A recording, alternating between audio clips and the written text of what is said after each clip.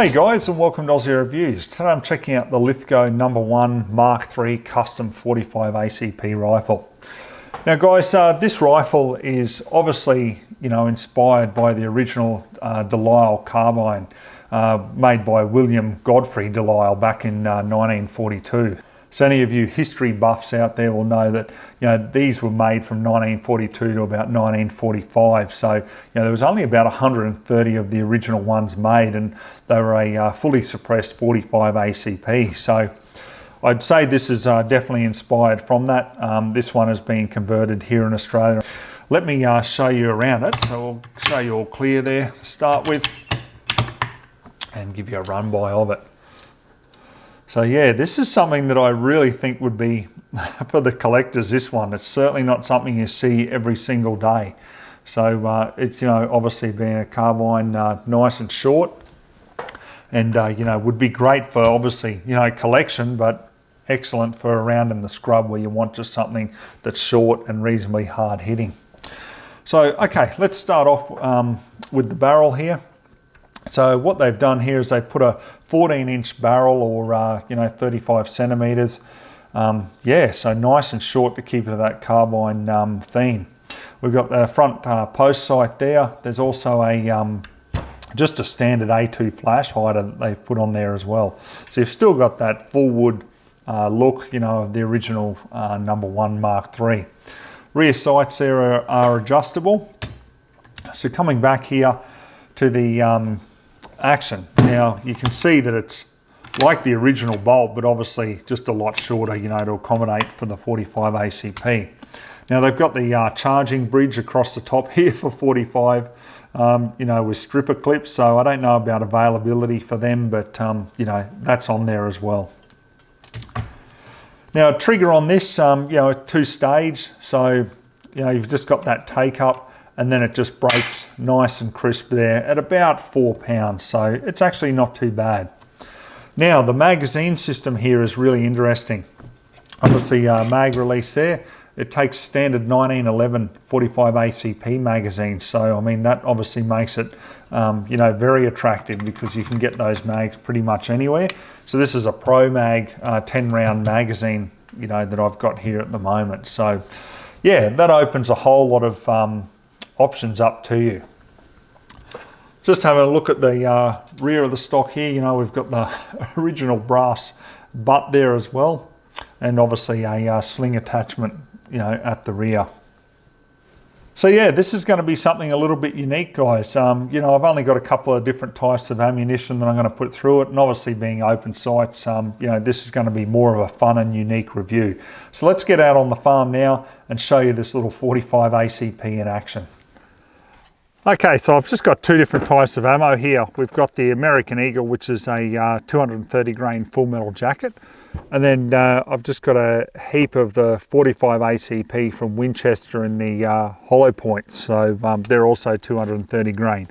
So all I'm going to do, guys, is just fire 5 shots of each one out there at 50 yards, just open sights naturally, and just see if I'm in the general area.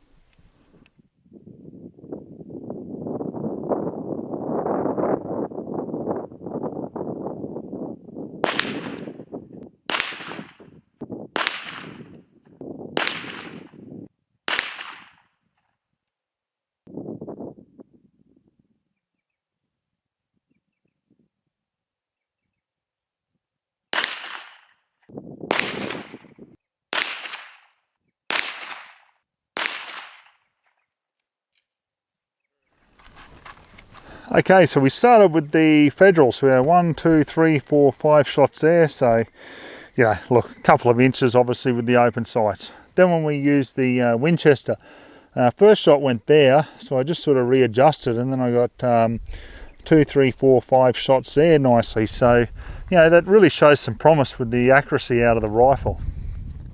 So loading of the mag is very simple.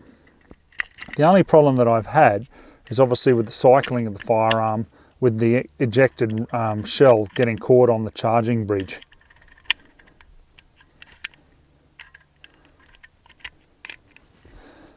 Other than that, it feeds reasonably well.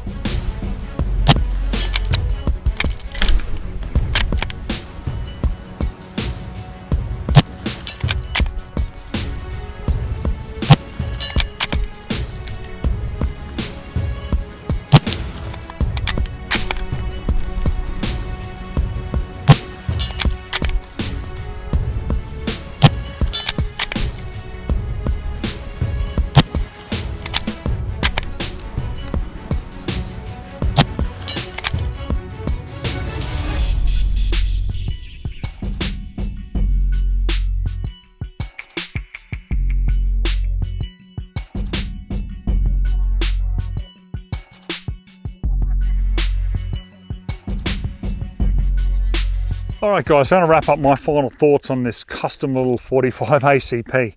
Now, it's like the original 3.0s, you know, you've really got to manhandle them. They're not for pussyfooting around. You know, you've really got to work that action for that real reliability. I found the big problem was just these ejected or spent shells getting caught on the charging bridge here. So obviously that caused a lot of problems there, as you would have seen as the review went, you know, onwards. So apart from that though, like the cool factor, like I think it's a really cool idea. You know, like recoil, there's virtually no recoil.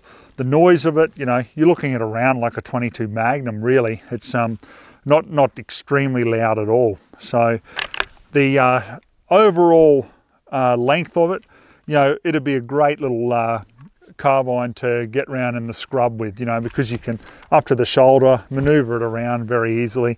It just doesn't have that real long barrel that's going to get caught on anything.